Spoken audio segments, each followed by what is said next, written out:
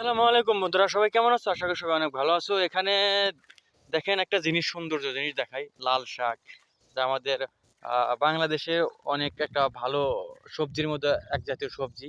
কারণ লাল শাক খালি শরীরের সব দিকেই পুষ্ট হয়, রক্ত ক্লিয়ার হয়। আর সেই লাল শাকের পাল্লায় পড়ে গেলাম আমিও।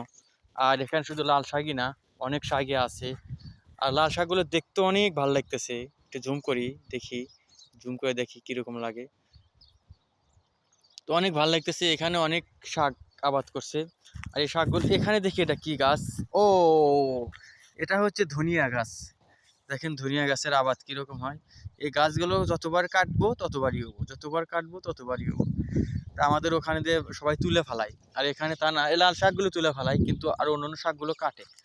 তো দেখতেই পাচ্ছেন, এটা হচ্ছে আপনার ধনিয়া শাক। আর এটাও ধনিয়া শাক। তো দেখাই যাইতেছে ভাই, দেখতেই পারলেন যে কিরকম অবস্থা।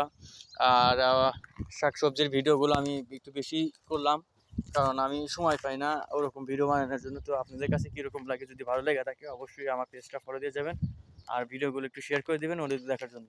আর আমি সৌদি আরব থেকে নতুন নতুন ভিডিও দেওয়ার জন্য, আমি আপনাদের মাঝে সবসময় বিনোদন দেওয়ার জন্য আমি সবসময় আছি। ইনশাল্লাহ আমার জন্য দোয়া করবেন।